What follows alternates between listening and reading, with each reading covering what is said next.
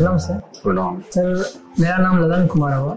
हम विश्व भारती शांति निकेतन से संस्कृति में यहाँ की संस्कृति को विस्तृत रूप में समझना, जानना और उसे एक दस्तावेजीकरण रूप देना। पंचगछिया संगीत घराना की विस्तृत जानकारी आपको चाहिए जी। इसकी जानकारी के लिए आपको इतिहास में जाना होगा और इतिहास से शुरू करते हुए फिर मैं आपको वर्तमान तक लाऊंगा। जो ये पंचगछिया ड्योढ़ी जो है जी सर, वो गनवरिया राजपूतों की ड्योढ़ी है। गनवरिया राजपूत कर्नाट वंशी क्षत्रिय है।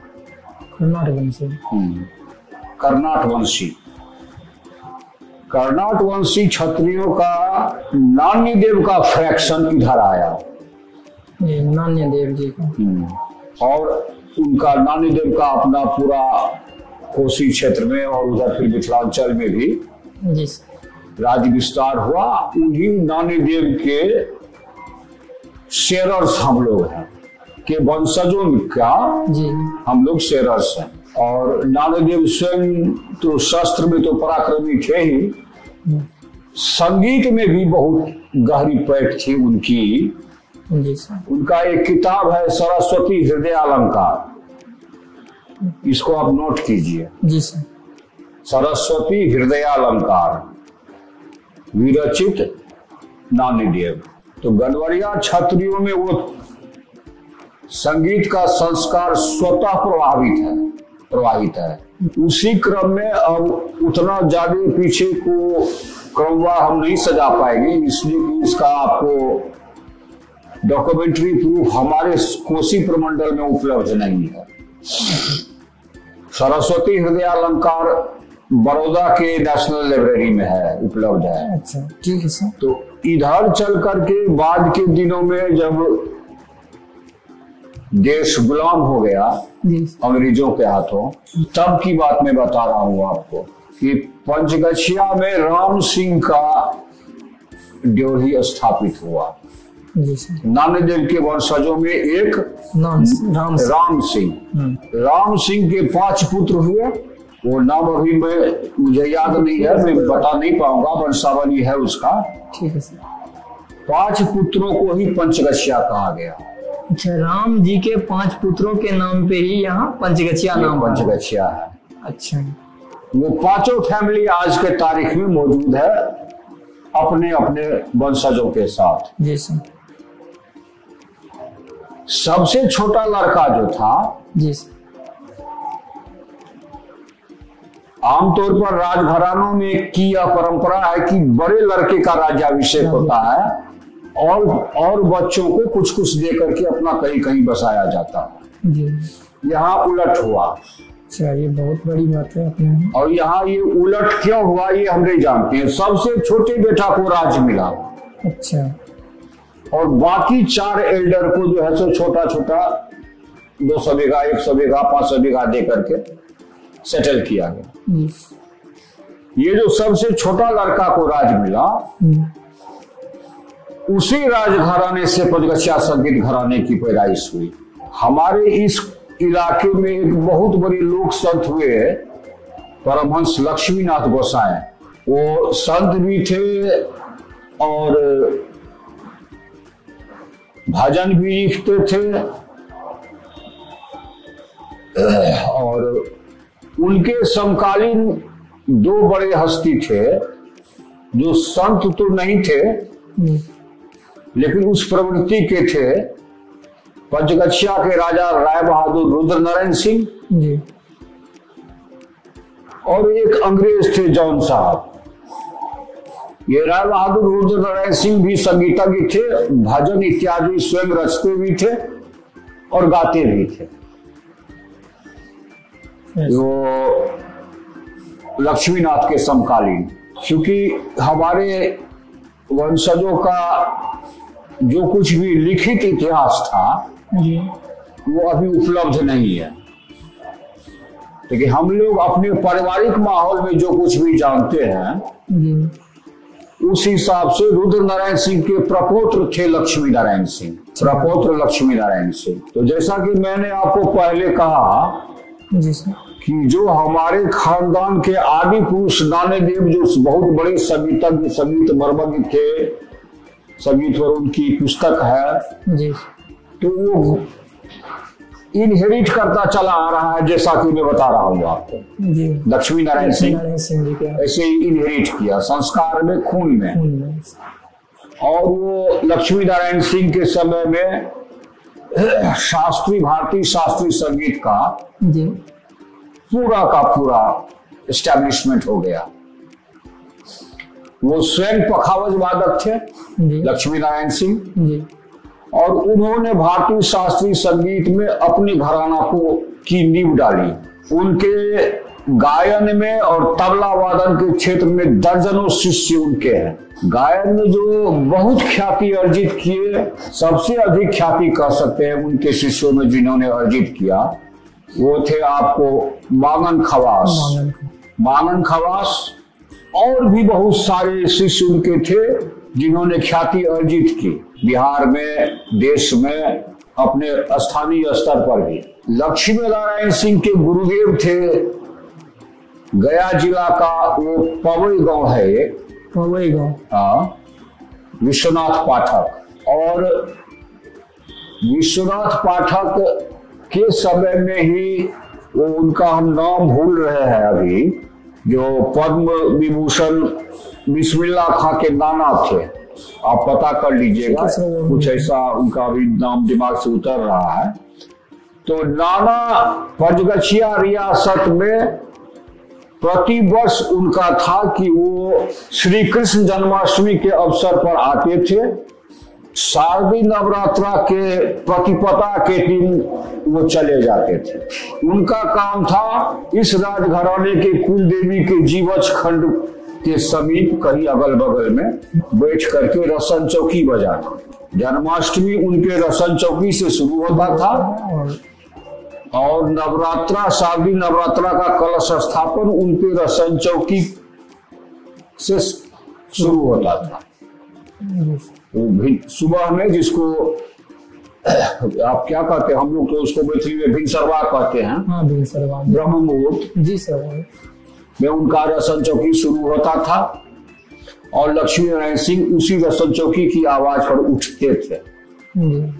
तो ये तो अपना राजाओं की है, लेकिन संगीत में इसको ले लीजिए कि बिस्मिल्लाह खां भी बचपन में वो अपने नाना के ही शिष्य थे। हाँ, तो बिस्मिल्लाह खां भी नाना के साथ में आया करते थे और संगीत के गुरु उन्होंने लक्ष्मी नारायण सिंह से भी सीखा।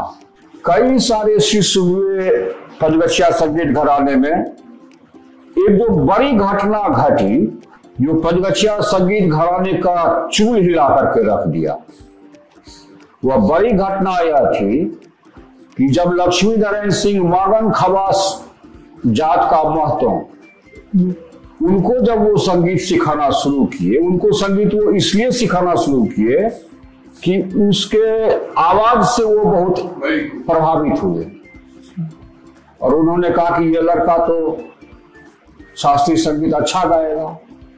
उसको वो सिखाना शुरू कर दिए उसके नैसर्गिक आवाज पर। विश्वनाथ पाठक लक्ष्मी नारायण सिंह के गुरुदेव को इस पर आपत्ति हुई। आज के जनतांत्रिक जमाने में इन बातों को कहना बड़ा मुश्किल सा काम है जी, लेकिन यह सत्य घटना है कि विश्वनाथ पाठक ने अपने शिष्य को कहा कि तुम शूद्र को संगीत सिखाओगे, सामवेद सिखाओगे तो मैं तुम्हें श्राप दे दूंगा। वो सिखाना बंद नहीं किए मांगन महतो को और गुरु ने श्राप दिया कि तुम्हारे खानदान में संगीत समाप्त हो जाएगा। और ये 5वां पुस्त में देख रहा हूं कि मेरे खानदान में कोई फिल्मी गाना गाने वाला भी नहीं बचा। मेरे खानदान में कोई फिल्मी गाना भी गाने वाला नहीं बचा।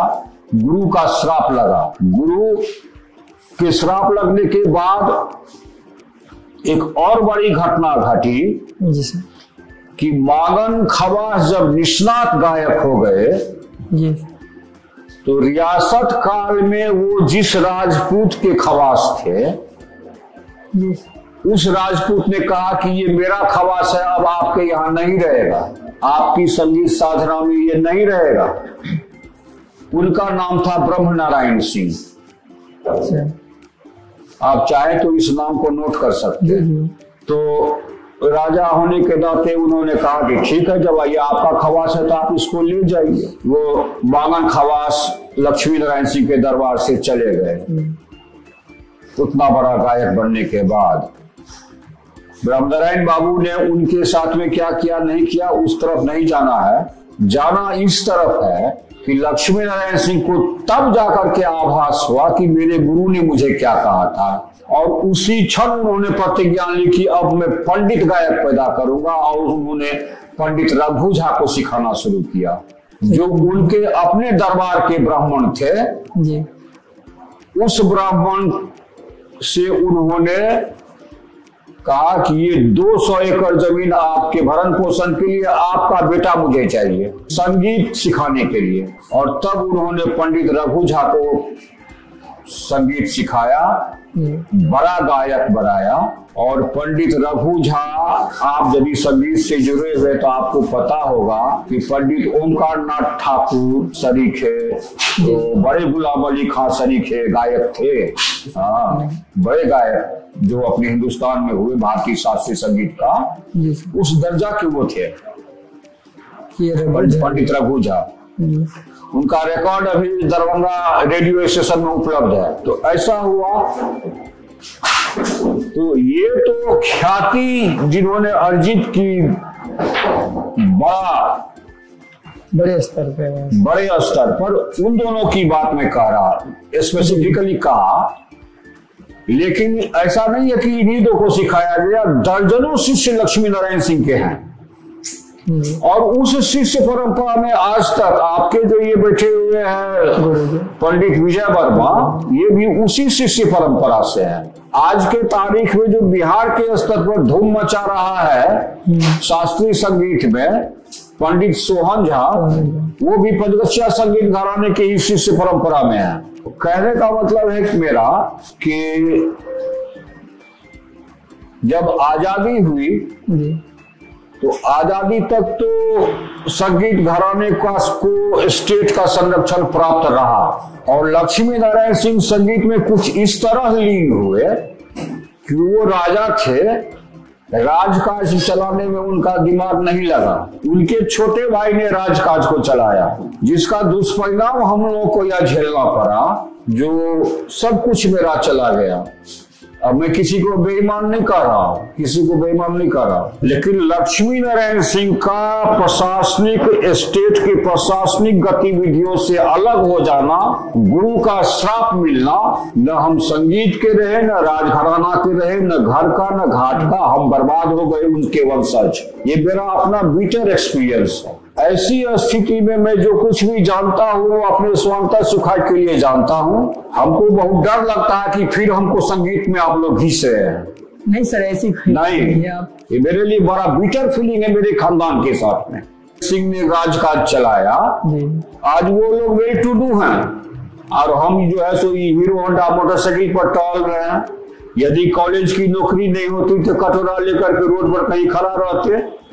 अभी भी श्री विजय वर्मा, श्री सोहन झा लोगों के शिष्य काफी है जो अच्छा कर रहे हैं। पंडित रघु झा के एक शिष्या अंतर्राष्ट्रीय स्तर पर काफी ख्याति अर्जित की, उसको भी हम पंचगछिया संगीत घराना से ही जोड़ करके देखते हैं।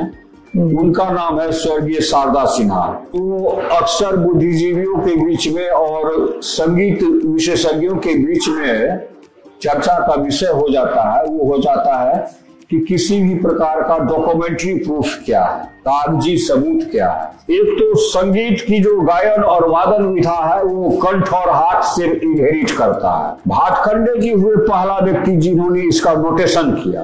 पंचगछिया संगीत घराना भी आज तक वर्षों वर्षों पुष्ट दर पुष्ट कंठ और हाथ से एक दूसरे पुष्ट में चलता चला आया। जो कुछ भी लिखित रूप में लक्ष्मी नारायण सिंह ने तैयार किया वो 1934 ईस्वी में जब बड़ा भूकंप आया यहाँ पर और महल कोलैप्स कर गया तो सारा डॉक्यूमेंट्री प्रूफ जमींदोज हो गया।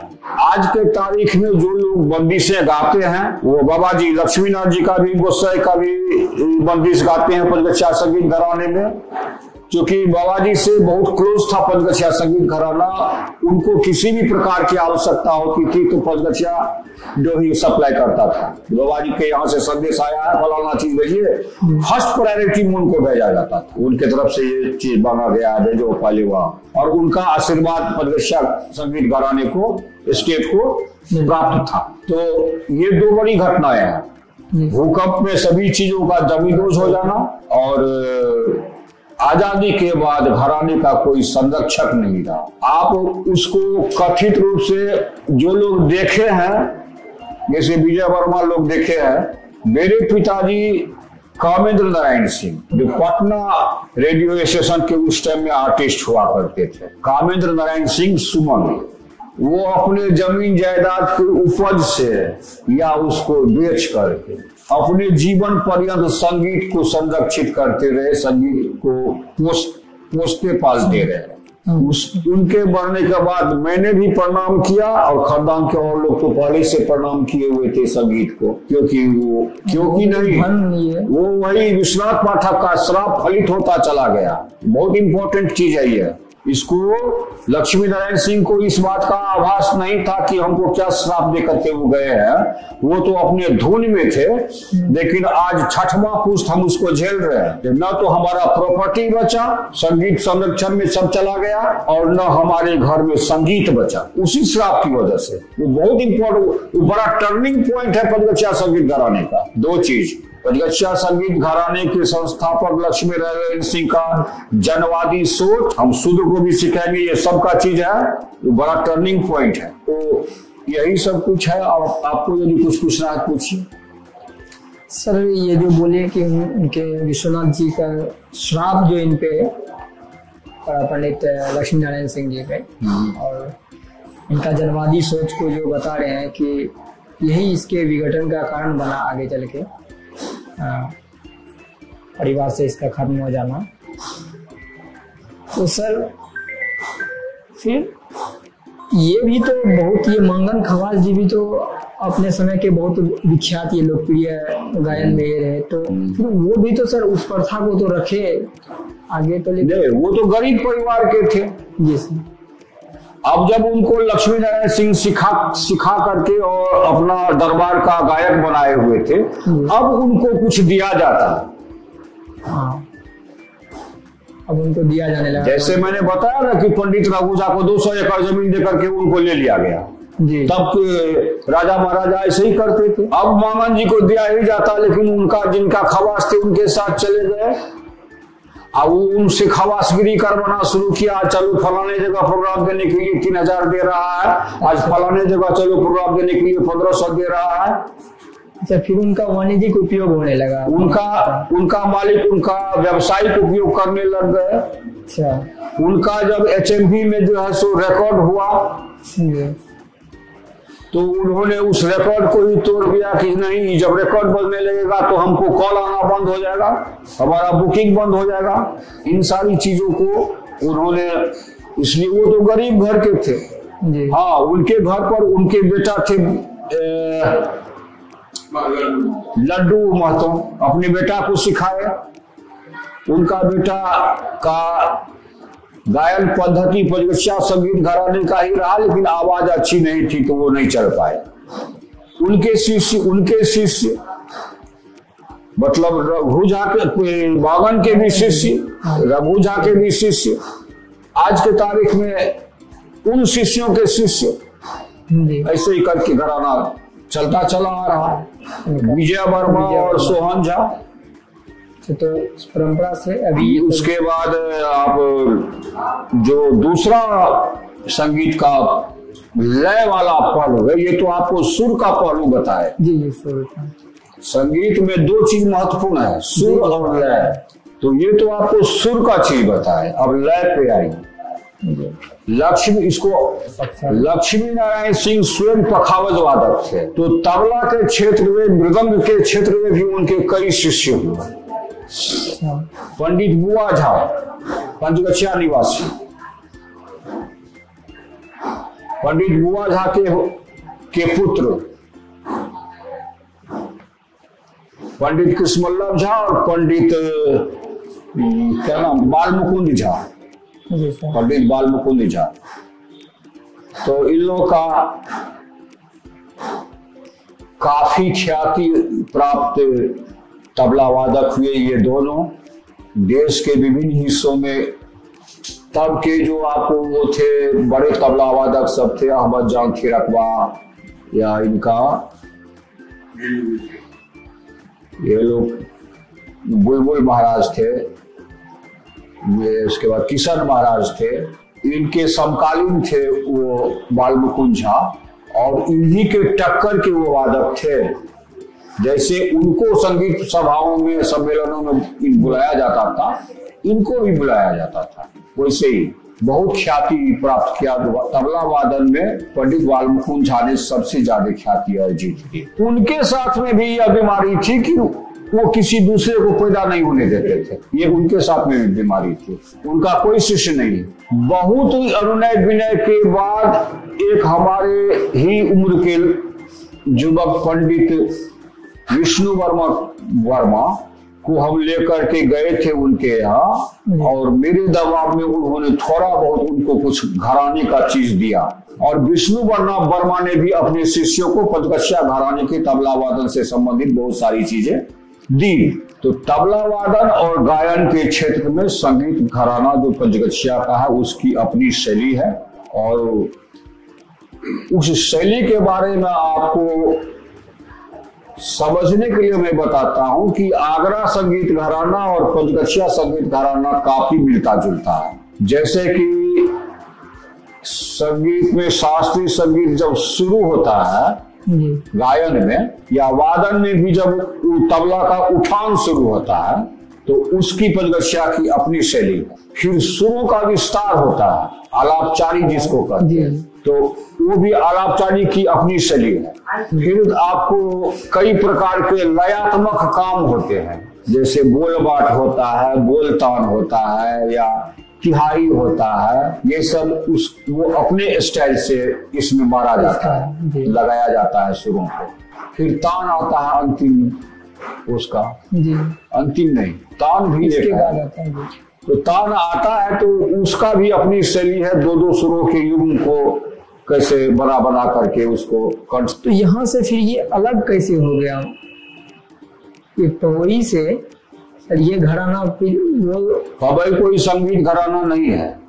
अच्छा, तो वो पवई के एक विश्वनाथ पाठक भी थे जी, जो अच्छे संगीतज्ञ थे। अच्छे संगीतज्ञ परफॉर्मेंस में नहीं, सिखाने में। अब जैसे मैं अभी का समकालीन में आपको समझाता हूँ कि परवीन सुल्ताना बहुत ही निष्णात गायिका, भारतीय शास्त्रीय संगीत का परवीन सुल्ताना बहुत ही अच्छी गायक, आज के जमाने का माइलस्टोन। लेकिन उनके जो गुरु थे चिलमन लाहिड़ी, उनको कोई जानता नहीं है। वो गुरु बेहतर थे, परफॉर्मर अच्छा नहीं। जैसे वो क्या नाम है उनका, अनूप जलोटा, वो परफॉर्मर बेटर है, लेकिन अपने फादर, उनका फादर का क्या नाम है, जलोटा, वो अपने फादर से अधिक ज्ञानी थोड़े हैं, लेकिन उनके फादर परफॉर्मर बेटर नहीं थे। तो पवई का वो विश्वनाथ पाठक गुरु बेहतर जी। और वो पखावत सिखाए थे लक्ष्मी नारायण सिंह को, और लक्ष्मी नारायण सिंह को अपना नैसर्गिक था शास्त्रीय, भारतीय शास्त्रीय संगीत का ज्ञान जी। और एक चीज आप जान लीजिए, जो ये जो मतलब तबला वादक या तबला तो बाद की चीज है, मूल वाद्य यंत्र है पखावज। पखावज से मृदंग निकला और मृदंग को कट करके तबला आया। तो पखावज जो है ना, ये पखावज वादक या मृदंग वादक या ये तबला वादक जो है, वो सीखने के क्रम में कंठ संगीत का निष्णात हो जाता है। वो खुद अच्छा गा नहीं सकता है, लेकिन वो बेहतर सिखा देगा कंठ संगीत, गायन वह बेहतर सिखा देगा। तबला वादकों को, पखावज वादकों को सीखने के क्रम में उसके सिखाने की प्रक्रिया ऐसी है कि कंठ संगीत का नॉलेज उसको हो जाता है। कंठ संगीत अपने आप मतलब उसका ज्ञान हो जाता है। आज जिसको कंठ संगीत का ज्ञान है, ये बड़ा अन्योन्याश्रय चीज है। जिसको कंठ संगीत का ज्ञान है, ये बहुत अच्छा शास्त्रीय संगीत गाते हैं, किसी अच्छे तबला वादक की तरह तो नहीं, लेकिन अपने शिष्यों को प्रैक्टिस कराने के लिए बढ़िया तबला भी बजा देंगे, वो भी आ जाता है। ये दोनों चीज गायन की वजह से समकालीन थे परमहंस लक्ष्मीनाथ गोसाई जी। तो ये लक्ष्मीनाथ गोसाई राय बहादुर रुद्र नारायण सिंह के समकालीन, रुद्र नारायण जी के समकालीन। हाँ, राय बहादुर रुद्र नारायण सिंह के पौत्र थे लक्ष्मी नारायण सिंह। लक्ष्मीनाथ गोसाई रुद्र नारायण सिंह के समकालीन थे, जॉन साहब के समकालीन थे। फ्रॉम 50 to 55 लोग मरते हैं हमारे फैमिली में। हाँ, हमारा रिकॉर्ड ब्रेकर है, हमारा नाम नोट किया जाए। अच्छा जी सर, वो नोट हो गया। हाँ, समझे ना, इस तरह से है। और उसमें एक बड़ी बात है, वो इस बात पर हमको अपने फैमिली पर गर्व होता है, इसलिए इस संगीत से अलग हट करके इस चीज का हम जिक्र कर रहे हैं कि प्रियव्रत नारायण सिंह के पुत्र थे लक्ष्मी नारायण सिंह।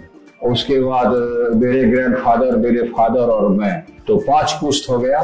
प्रियव्रत नारायण सिंह का 5वां पुश्त अभी भी 4 भाई है, या उसको अभी भी 4 ही भाई है। हमारे फैमिली का फैमिली प्लानिंग देखिए, कम बच्चा पैदा करना, जो 1975 ईस्वी में पूर्व प्रधानमंत्री श्रीमती इंदिरा गांधी ने फैमिली प्लानिंग को लाया, वो हमारे घर में 300 साल पहले से चला आ रहा। प्रियव्रत नारायण सिंह का मैं 6ठा पुष्ट, और प्रियव्रत नारायण सिंह के 4 ही वंशज हैं अभी भी। एक मैं, एक नीलम सिंह का लड़का सब जस्टिस बीएन सिंह नीलम, एक सोनू और एक दयान जी। दयान जी से भी आप परिचित हैं। बस 4 ही भाई हैं। तो ये फैमिली प्लानिंग देखिए जी, हम लोग कितना मॉडर्न चले आ रहे हैं पिछले 300 वर्षों से। इस बात पर हमको चूंकि गर्व है, इसलिए बैठी हुए इसकी चर्चा में नहीं। कई घटना है कि वो योद्धा था और वो संगीत से भी लगाव था। महाराणा प्रताप के बारे में तो आज तक नहीं सुने कि उनको संगीत से भी लगाव था। राणा संगा के बारे में होगा, कहीं अपना कोना में पड़ा रहता होगा।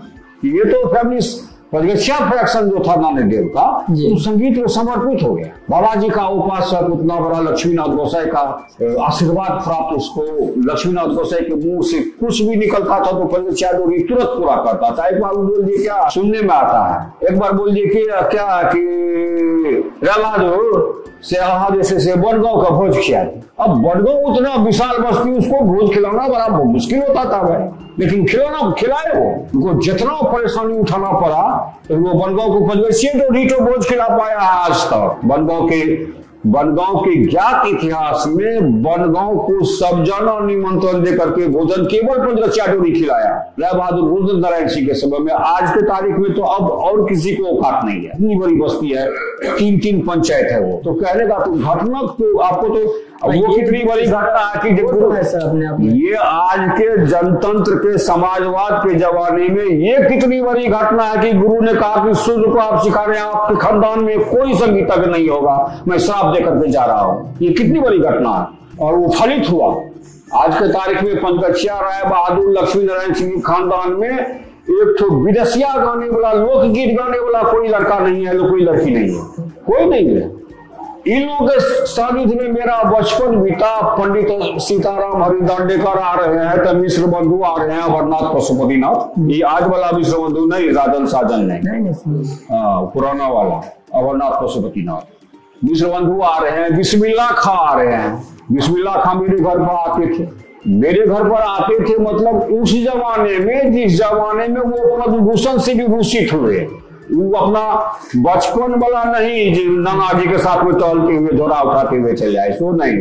वो जब सम्मानित हुए तब भी आए। सहरसा में यहाँ जहां भी आप देखते हैं संजय गांधी पार्क, वो पहले उसी में एक बहुत बड़ा संगीत सम्मेलन हुआ था। 1975 ईस्वी में तब इमरजेंसी लगा हुआ था। बीएन झा एसपी थे सहरसा के, बाद में डीजीपी से रिटायर किए। तो उन्होंने बिस्मिल्लाह खां का प्रोग्राम करवाया था यहाँ पर, प्रवीण सुल्ताना का प्रोग्राम करवाया था यहाँ पर, कई कथक नृत्यांगना आई थी तो उन्होंने करवाया था। तो वो सब सार्वजनिक मंच से बिस्मिल्लाह खां बोले थे कि चूंकि पदगछिया सहरसा जिला में है इसलिए मैं यहाँ आ गया, और हमारा आपसे कोई डिमांड नहीं है, आपको जो विदाई करने का होगा कर दीजिएगा।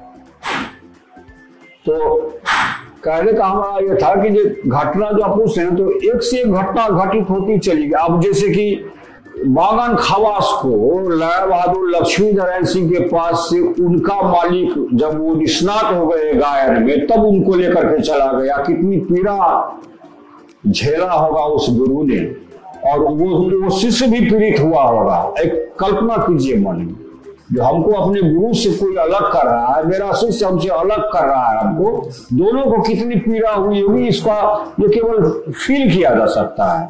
ये भी बड़ी घटना है। फिर रिएक्शन में पंडित ब्राह्मण गायक को पैदा करना, ये भी बड़ी घटना है। मतलब अभी जैसे पंचगछिया गांव की भौगोलिक जानकारी ये है कि ये धेवरा नदी के तट पर बसा हुआ है। धेमुरा, भयकर, महर्षुकार, रोआकार। इसका प्राचीन नाम धर्मुला है। उसी नदी के तट पर यह बसा हुआ है। और राजा राम सिंह जिन्होंने अपने 5 बेटों के नाम पर पंचगछिया को बसाया, उसकी सबसे बड़ी खासियत यह है कि हिंदू और मुसलमान इस 2 धर्म के जितने भी जात होते हैं, सभी जात के घर के लोगों को बसाया। बृहत्तर पंचगछिया में आज के तारीख में मेरा काउंटिंग है, ये इंपॉर्टेंट चीज है, इसको नोट कीजिए। आज के तारीख में मेरा अपना काउंटिंग है कि शिवालय और शक्ति पीठ मिलाकर के 40 मंदिर है पंचगछिया में। 40 मंदिर पर हर एक रविवार को तो निश्चित ही कई मंदिर ऐसे हैं जिसमें रोज भजन कीर्तन का कार्यक्रम चलता है। और जान करके आपको आश्चर्य होगा कि वही मंदिर असली संरक्षक रहा पंचगछिया संगीत घराने का। बृहत्तर पंचगछिया में आज के तारीख में मेरा काउंटिंग है, ये इंपॉर्टेंट चीज है, इसको नोट कीजिए। आज के तारीख में मेरा अपना काउंटिंग है कि शिवालय और शक्ति पीठ मिलाकर के 40 मंदिर है पंचगछिया में। 40 मंदिर पर हर एक रविवार को तो निश्चित ही कई मंदिर ऐसे हैं जिसमें रोज भजन कीर्तन का कार्यक्रम चलता है। और जान करके आपको आश्चर्य होगा कि वही मंदिर असली संरक्षक रहा पंचगछिया संगीत घराने का। चाहे कुछ बीत जाए, बागन खवास का जो अपना मालिक का मंदिर था, उस मंदिर पर भजन संध्या करने के लिए बागन खवास रोज जाते थे। जो पंडित रघु जाते वो महावीर स्थान में रोज कीर्तन करते थे। इनका समकालीन एक थे अनमोल सिंह, वो लला वाली मंदिर पर रोज वो कीर्तन में जाते ही थे। और कीर्तन का भी जो पंचगछिया शैली है, वो कीर्तन में भी पंचगछिया शैली है। कीर्तन में भी? हाँ, वो आपको विलंबित से उसका भजन शुरू होता है, बदले में जाता है, और राम धुन के रूप में वो द्रुत में समाप्त होता है। धन्यवाद, आपको भी बहुत बहुत धन्यवाद।